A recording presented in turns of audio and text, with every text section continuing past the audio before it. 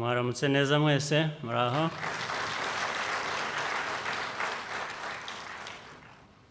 Kugira ngo ntangire nanjye nifuriza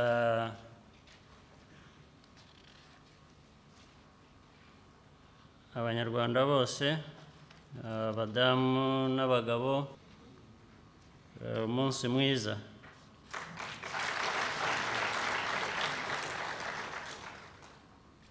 Umunsi mwiza ntabwo waba w'abagore gusa ngo bibure kubona, ubwo birumvikana ko ari byacu twese n'igihugu cyose.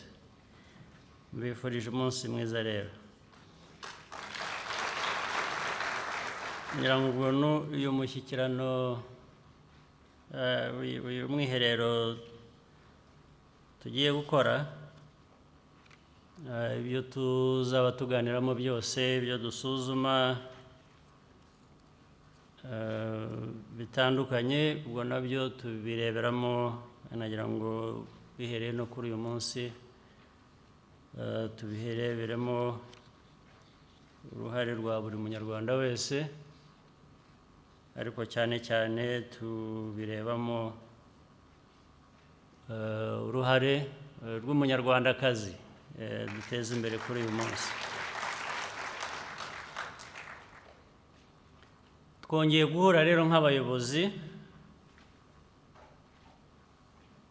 kugira ngo abayobozi, hari inzego zihagarariwe hano n'abo bayobozi, kugira ngo nanone twongere dusuzume aho tuvuye, aho tujya, n'intambwe tugenda dutera, uko twihuta, aho twihuta muri urwo rugendo, aho twaba tutihuta nabyo tukamenya impamvu, ndetse n'aho twihuta tukamenya impamvu, kugira ngo turebe niba tutayikoresha n'ahandi cyangwa tutayikomeza aho ibintu biba bigenda neza.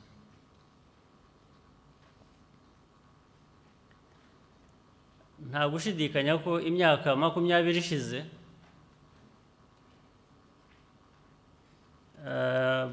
duhereye n'aho tuvuye n'aho tugeze ubu, hari akazi kenshi keza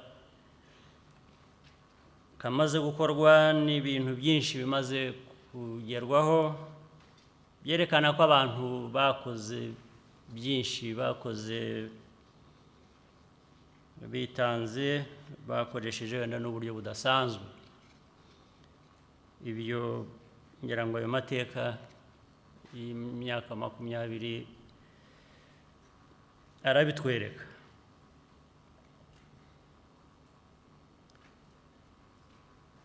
Ikindi nacyo nyine, kubera ko dufite umuvuduko dushaka kugenderaho,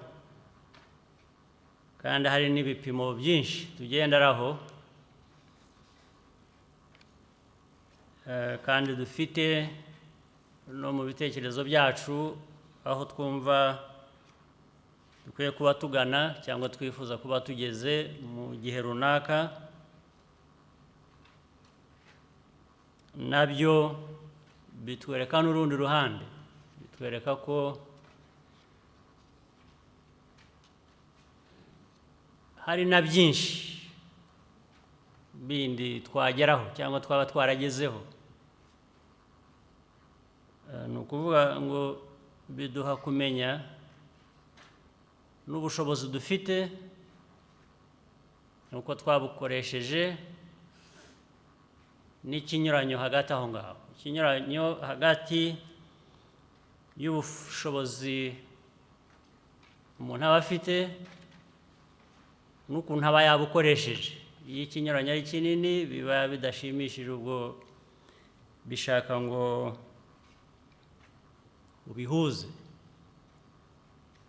Iyo ikinyuranyo ari gitoya, ibyo urabyihanganira ugakomeza, ahubwo ukareba ko wakomeza ugenda ugabanura uwo mwanya uri hagati.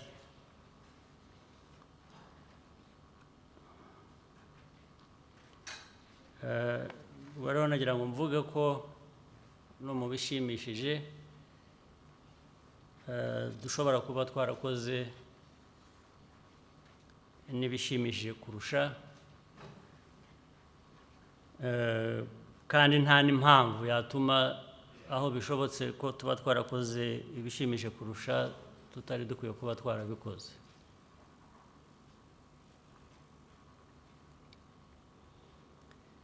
Bimwe ni ukubisubiramo, ariko ngira ngo ikibazo cyangombwa abantu bahora bibaza iteka cyangwa ibibazo,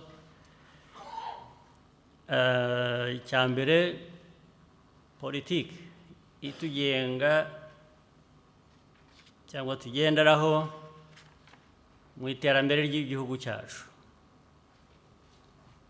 ibinoze bihagije, hari aho twarushaho kuyinoza kugira ngo noneho bishobore gutanga inkunga nanone ituma tugabanya cya kinyuranyo. Ese icyerekezo tujyamo cyangwa vision iyo turayumva neza,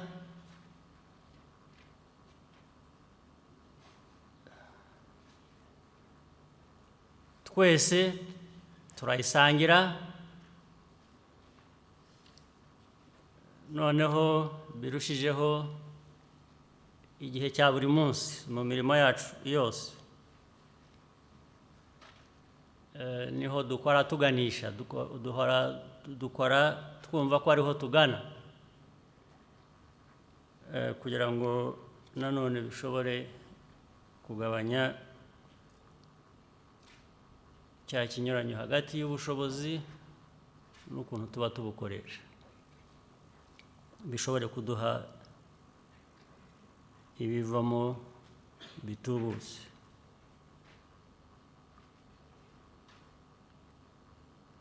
Icyo mbivugira wenda mu byo tuza gusuzuma cyangwa tuzasuzuma uyu munsi ari ejo n'ejo bundi,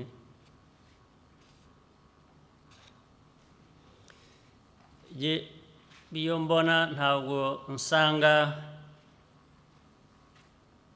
abantu badakora amasaha ahagije, ntabwo navuga ngo ariko ko mbona abantu bibereye mu bindi badakora, ibyinshi mbona njye nsanga abantu bakora, ahubwo uko gukora kurimo iki,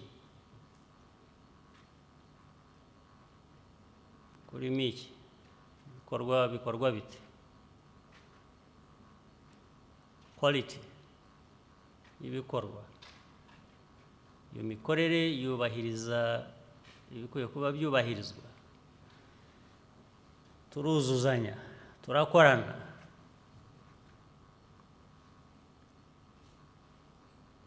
ibyo dukora tubishyiramo ubushobozi bwacu tuba dufite uko bungana kose bihagije,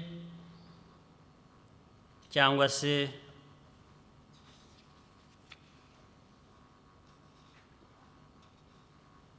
tubikorana ubushishozi tuganisha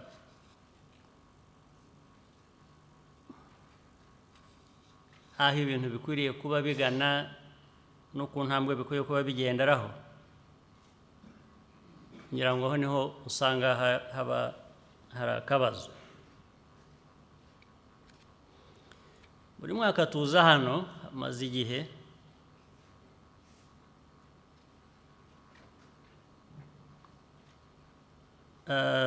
tugatanga ibiganiro kenshi biba binasobanutse,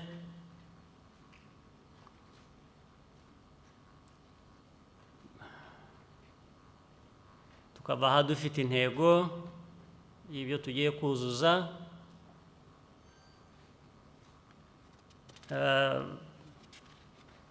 twagenda akenshi ubwo ndetse ibyo ndibwira ko turi buze kubiganira nanone mu masaha mu bihe biri imbere, ugasanga ni ingamba twavanye hano n'ibibazo twasuzumye kandi twaganiriye uko bikwiye gukemuka tukabyumvikanaho, twagiye dusubiramo nka bya bindi twanengaga umwaka ushize mu biganiro nk'ibi, ugasanga ibyahindutse ni bike cyane. Aho haba hari ikibazo. Nifuza ko byaba ngombwa twakongera nanone tukabisuzuma, ariko tukabisuzuma twisuzuma, kuko hari ubwo tuza aha tukagira ibiganiro tukafata iyo mirongo tuba dufashe n'intego tuba dufashe, twagenda bigasa nk'aho mu mikorere isanzwe ubonamo ko ahari tuba twavuye aha twumva ko ibyo twaganiraga twavugaga abandi batari bari muri twe, cyangwa se abandi batari bari muri twe ari bo dutezeho ibyo twavugaga bigomba gukorwa, kuko biba bitatugaragaramo.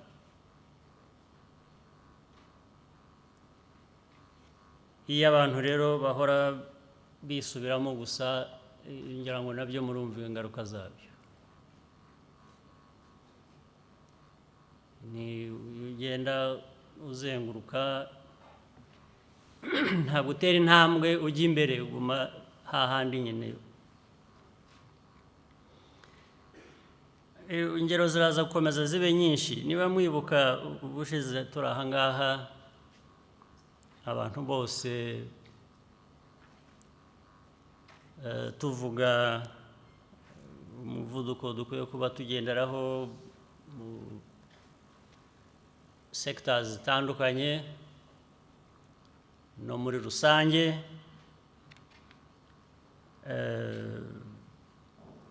tuganira kuri EDPRS ya kabiri, tuvuga ibyo dukwiye kuba tuyikoramo no kwihuta n'imbaraga bishakwa bikwiye kuba, ndetse twiha n'intego. Niba mubyibuka, umubare wa 11.5% by'umuvuduko dukwiye kuba tugenderaho n'ubukungu bwacu ko bukwiye kuba bukura, byaganiriwe hano, kandi abantu usibye ko nta n'uvuga ngo ntibyari bikwiye, niyo haba harimo imbogamizi twaba tutarasuzumye neza, abantu batarize neza, ariko iyo ni intego. Intego, kugendera ku ntego ntabwo ari bibi. Niyo utayigezeho, nibura bigaragara ko wari ufite ubushake, ibyo wifuzaga, hanyuma mu nzira uhuramo n'ibibazo wenda utari watekereje cyangwa inzitizi itari yatekerejwe. Ibyo ni ibisanzwe, n'ibibaho, nta gitangaza kirimo. Ariko nanone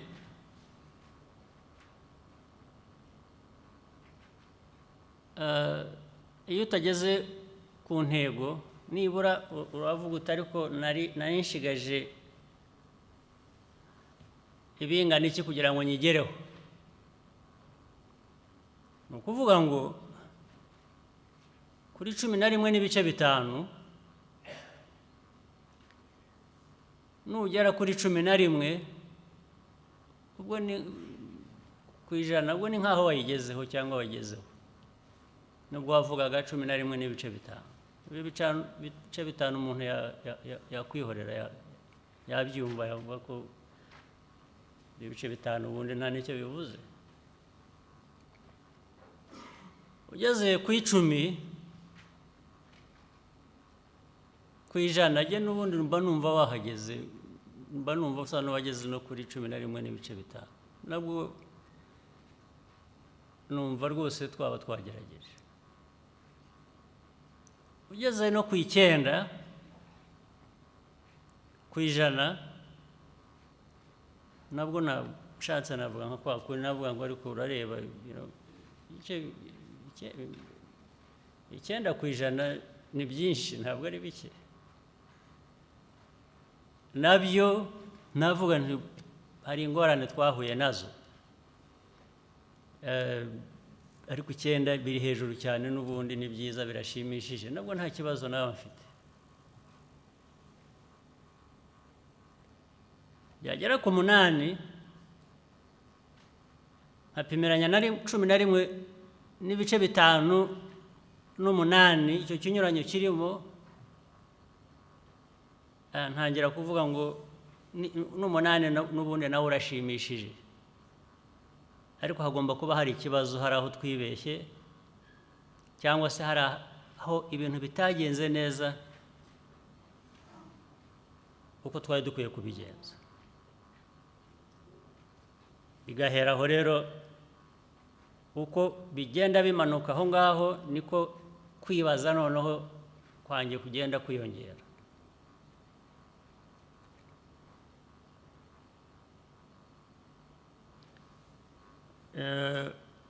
Ubu imibare ikiriho tubwira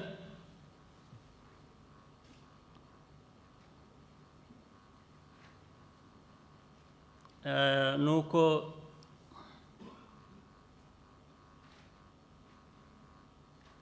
nko muri uyu mwaka gishobora kuba 6 ku ijana. Ubwo urumva ikinyuranye ni igice, ni 50% y'ibyo wari warisezeranije. Ugiye kuri 50 ku ijana, nicyo cya kibazo navugaga, ni ukuvuga ngo ya 50 ku ijana yindi habaye iki? Niba ari impanuka tumenye ngo ni impanuka, tumenye nayo igice yatwaye.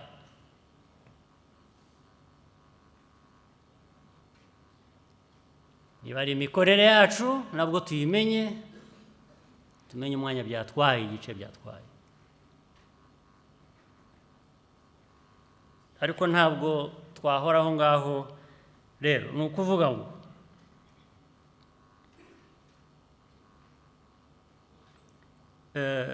nk'urugero,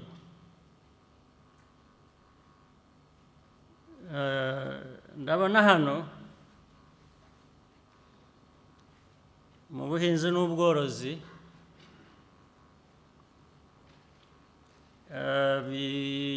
bundi abanyarwanda benshi bashingiraho, umubare munini w'abanyarwanda ndetse ubundi bikwiye kugira n'uruhare runini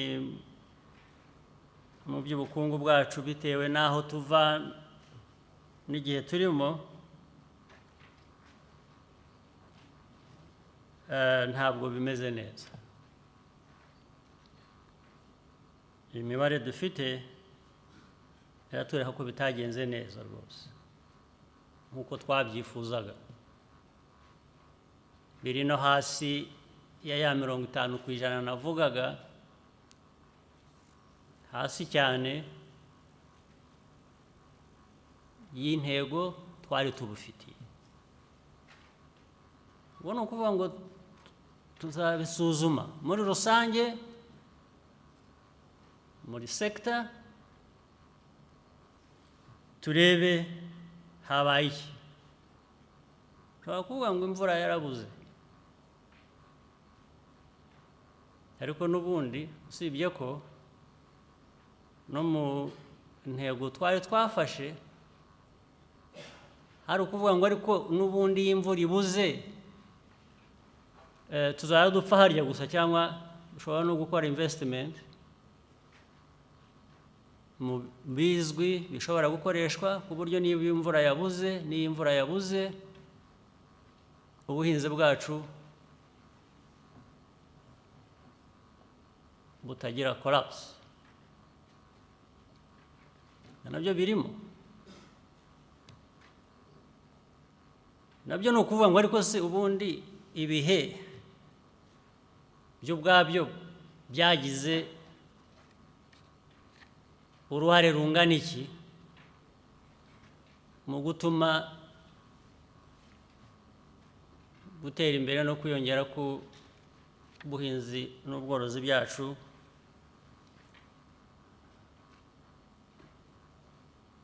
bidatera intambwe? Yagize uruhare iki? Izindi factors ni izihe? Ibindi ubwo ntabwo cyaba kimwe gusa, ntabwo nibwira ko ikibazo turuka ku kintu kimwe gusa,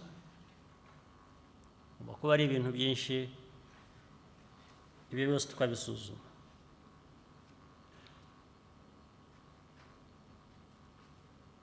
Ariko noneho iby'inganda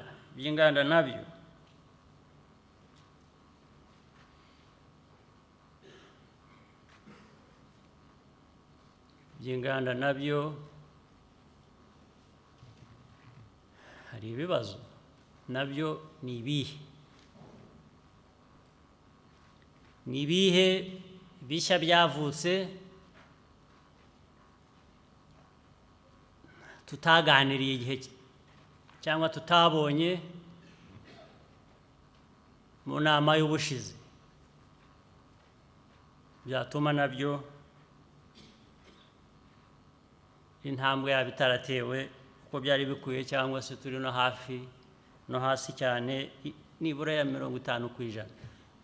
50% ubwayo ni hasi, kuba hasi yayo haba hari ikibazo.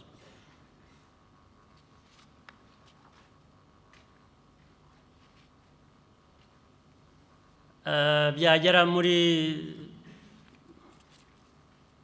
serivisi ndetse sekita yayo cyangwa n'iryo jambo ubwaryo riba ribirimo, uko serivisi itangwa. Uko serivisi itangwa nabyo, usibye service sector ubwayo n'uruhare bigira mu bukungu bwacu,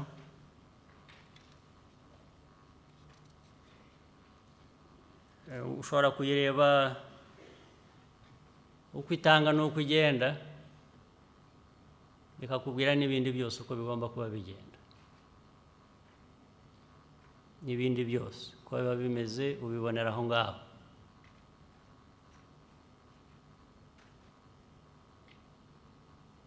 N'umuntu uje kuguha serivisi, umurebye uko agenda n'uko areba n'uko agira ati umenye uko iyo sekita imeze nyine, ndetse wanamenya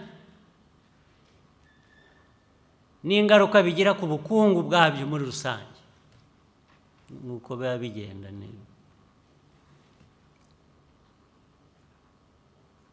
Quality ya serivisi ubwayo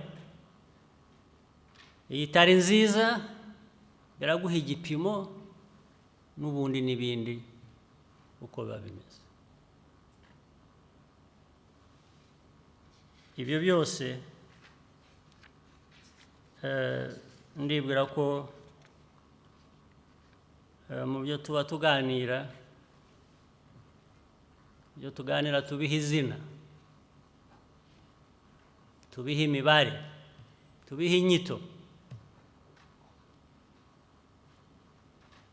tuve mu bya rusange bisanzwe bisanzwe, ibintu ntibimeze neza, ibintu ntibimeze okay, turabibona ko bitameze neza, ariko reka let's break down ibi byose. Impamvu bitameze neza ni iki? Inshingano irihe? Yari irihe? Yari ikwiye kuba irihe? Habaye iki? Ninde ufite kuba yabisobanura? Arahari, agomba kuba ahari. Ntabwo ibintu byose byahora ari rusange, ntabwo byahora ari rusange ku buryo uwakoze neza n'uwakoze nabi bose bashyira hamwe bakitwa inyito imwe igihe cyose. Oya, uwakoze neza biragaragara, ndetse tukamwigiraho tukamenya ko gukora neza bifite inyungu, bifite agaciro. Uwakoze nabi tukamumenya, tukareba uko twamufasha gukora neza ubutaha, cyangwa niba yanze kumva ari uko yumva ko gukora nabi nabyo ari ibintu ashobora kwigisha Abanyarwanda, n'uwakoraga neza akamushyiramo gukora nabi, icyo gihe ubwo tufata ibyemezo nawe tukareba uko tubigenza. Ariko tugomba ntabwo tuba tuza ngo duhore dutanga amadisikuru nanone ibintu byose bibe bya rusange, akeza kari hamwe, aho kukashimira aho kari n'iki tukagatwikiriza ibindi byose byaba bitagenda neza, tukizihirwa, tukaririmba, tukivuga, tukagendera kuri ka kandi aho ibintu byagenze neza twatwikirije ibitagenze neza.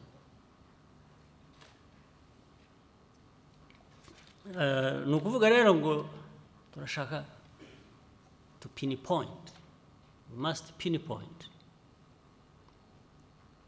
where the responsibility is, where the problem is. We can't avoid that. We can't escape that.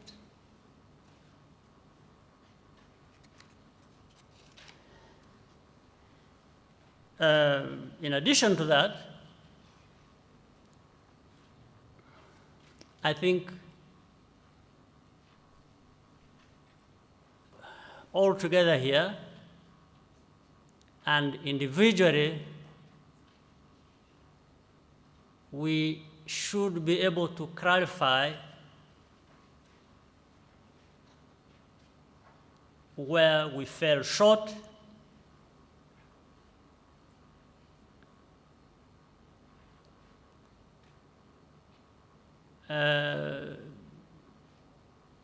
by who, why, and what needs to be done to change that.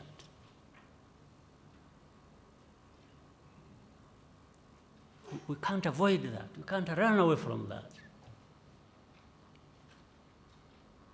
We just cannot run away from that.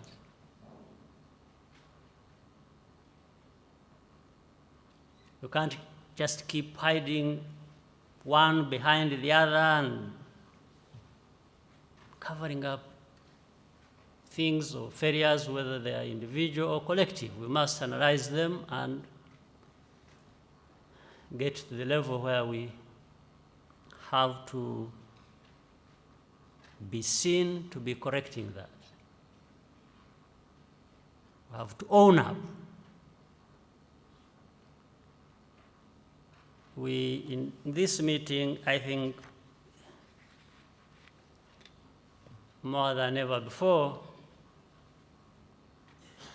we need to give numbers, give names, give reasons, explanations, and take stock of all of that and know where we stand on everything that brings us here.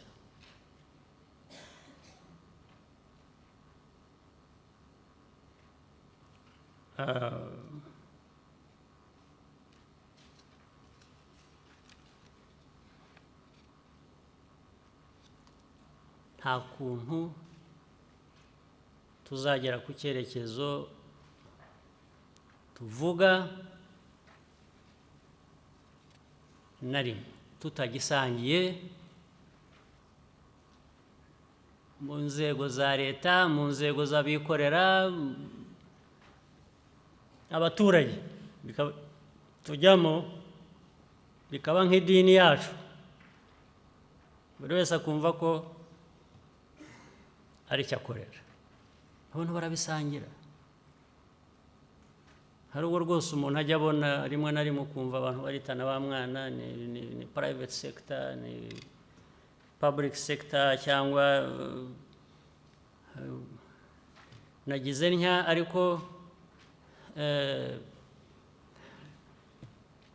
nagombaga kubwira undi, gukorana n'undi, nabyibagiwe, nibagiwe kumubwira, cyangwa nari ntaramubwira, wari utegereje iki? Ati simbizi, ariko yari ategereje. Ati habuze iki? Ati ntacyo, ariko yari ategereje.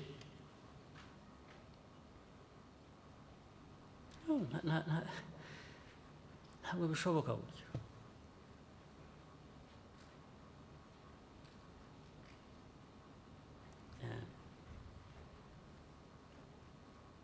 Ntabwo waba ufite idini wemera urimo hanyuma ngo ukomeze uri aho utanazi ko iyo dini uyifite, kandi buri munsi ubwira abantu ko uyirimo uyemera, ariko ntuyibuke no gusenga, yibuke no gukora ibijyanye n'iyo dini. Kandi abo muri iyo dini, ababa bari muri iryo dini baba baturuka ahantu hirya no hino. Iyo uri mu idini uvuga ngo uraryemera, ntabwo wavuga ngo ndaryemera ariko genda uwo mu private sector, cyangwa ngo ndaryemera ariko genda uwo muri leta.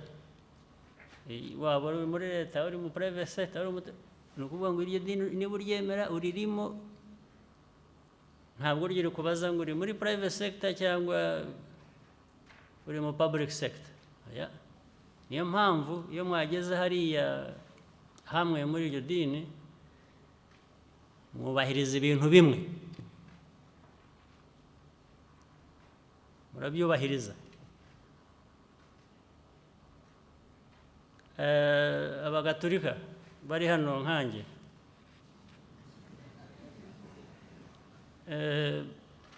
iyo bagiye kukubatiza barakubaza niba uri muri leta cyangwa uri muri private sector, kugira ngo babone izina bakwita.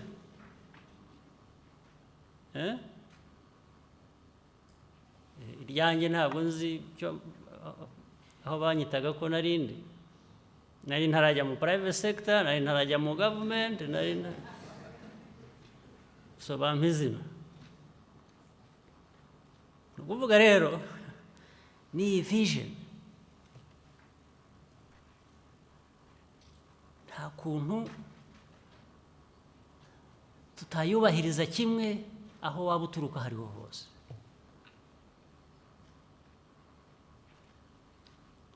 Buri wese aho uturuka hose ufite uruhare, ufite umusanzu ugomba gutanga. Inzego izo arizo zose, na bya bindi mujya mwumva this independence of this, independence of that. I don't think you are independent of the vision. You are independent in the function you are responsible for, but you do it in the context and in the direction of the vision we have created together. There is not a single individual here who can say, it's my vision, it's not the other ones. It's our vision. That's what you have said.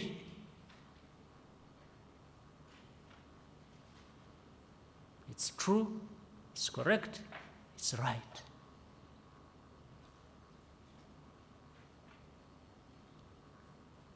So having defined it, having put it there, how do we start growing?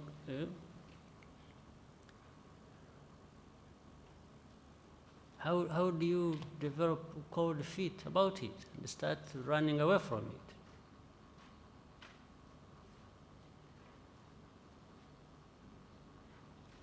How do you start looking for excuses not to fit in the vision or to contribute to it because it is yours and that's what you told us?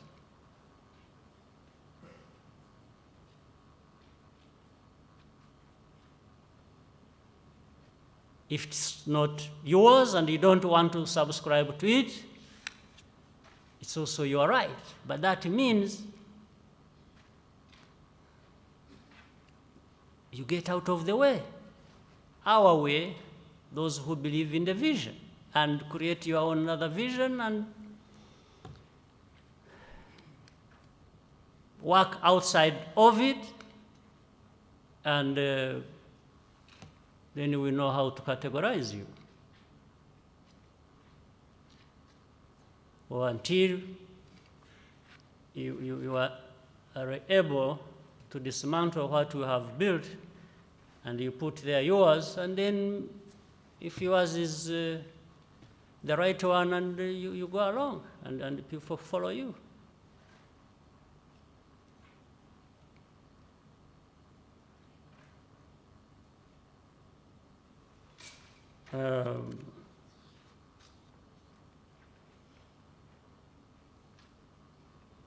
So we will have to revise a number of things.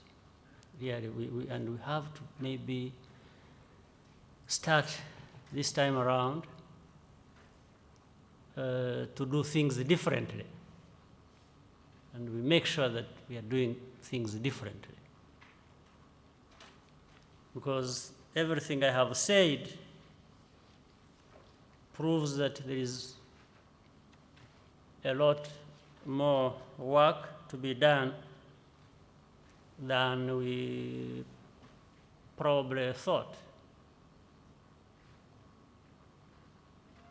There is a lot of work to be done. N'imihigo tugenderaho nayo ngira ngo tuyumve uburyo ukwiriye kuba yumvikana, n'ibipimo byayo n'imikorere ibirimo bikwiye kumenya imoteri yabyo ibiyihe tuganisha he, what drives us for imihigo niki.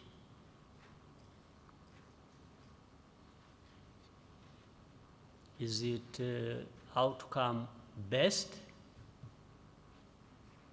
Are we thinking about the outcome when we do that? Or we are just thinking about output and outcome two different things. They have different meanings. And then stop just being driven by small, petty results here and there, and address the big picture that our vision entails and suggests to us. And how can we lose a sense of urgency that has normally characterized our way of doing things? In fact, probably the only way we should be doing things, I'm talking about Rwanda, I'm not talking about anybody else. For us, Rwanda, with our problems, with our history, with or the difficulties we face and we have faced in our history and we face in everyday life, I don't think we can afford the luxury of doing things without a sense of urgency. I really don't think so. There is a sense of urgency. Like it or not, there is. There are no two ways about it. It's not easy. It's very difficult. It's very complex. But in my view, it's the only way. It's the only way of dealing with Rwanda's problems. Some other people elsewhere may not have that sense of urgency. It's none of my business.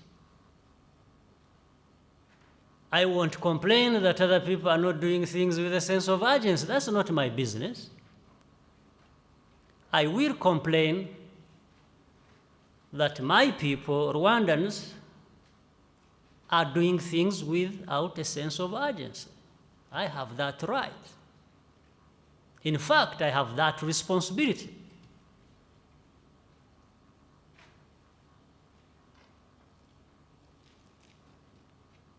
I have that responsibility to tell you that we cannot afford to do things without a sense of urgency.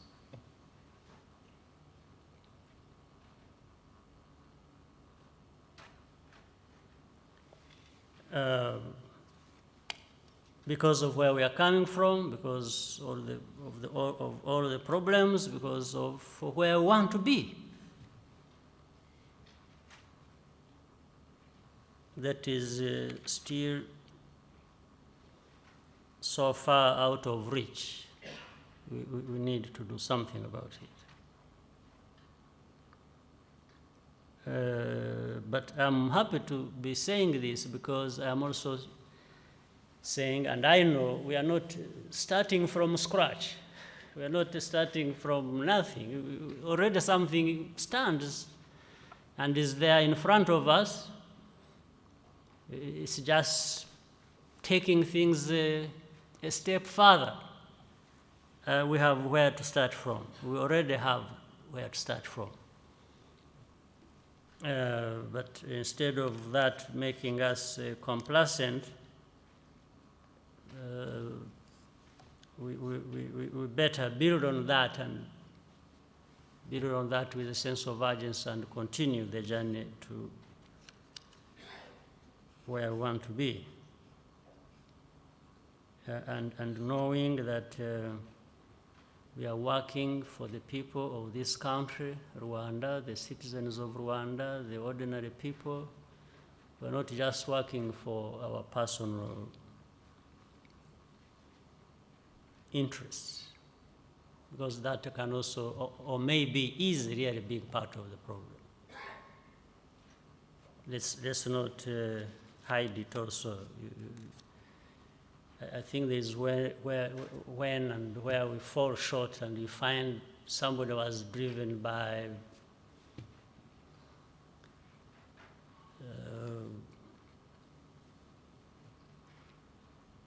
either personal interests or other things that it's like, what would you call it if, for example, we all work here in different sectors, different institutions, departments, and so on. And sometimes somebody is doing something there and there is not a single institution here, a single department here that stands alone and is not interconnected with another or with others. There is none, not a single one. But if, therefore, if you are a leader in one of the institutions or head of any department and you think you can isolate that and yourself and you are not bothered about what the other ones are doing that after all affect you, or you are not bothered about what you are doing in relation to what the other is doing, and you also affect what others are doing, what do you call that?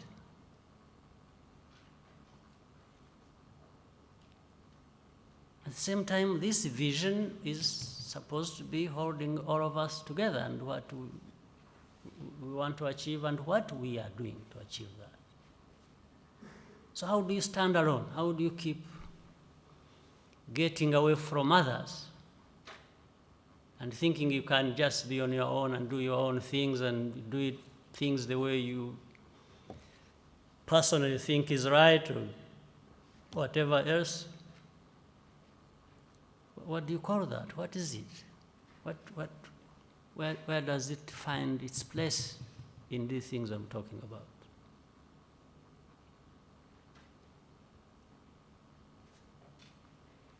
We need to do a lot, and we need to do it fast. I'm not creating anything here.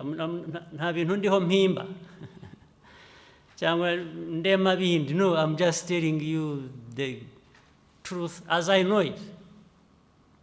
Whether it is hard, whether it is something you don't want to hear, or I will tell it to you. I just bring it to you and say, you can't avoid this.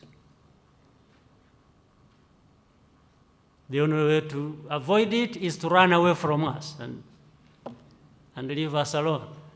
That's the only way. But the moment you want to be with everybody else and we are together, we can't avoid this. There's no way we can avoid it.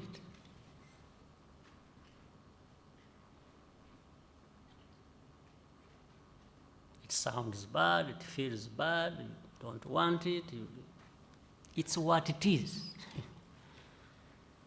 We've got to deal with it the way it is, and the way it should be dealt with. Again, with the other sense of urgency, and knowing that we have Rwandans at the center of it, waiting not only what we do with them, but what we can enable them to do themselves and for themselves. So let me stop here for now. And but I think Prime Minister and others who are here, my sense is that we should really now go to the root of the problem. Let's talk about some of the things we may not even want to hear, but we have to say them. Let's talk about responsibilities of sectors, of individuals, departments, institutions. Let's relate our success, our progress, our failure to something, to somebody, to some identity of some kind. That's when we get to know how to deal with it and deal with it properly.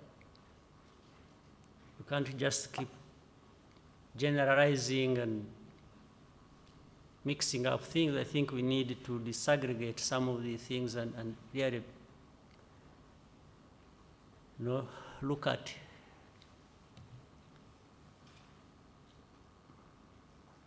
each entity on its own and how it relates to others, and then we will be able to see where the problem is or what the problems are. Murakoze cyane.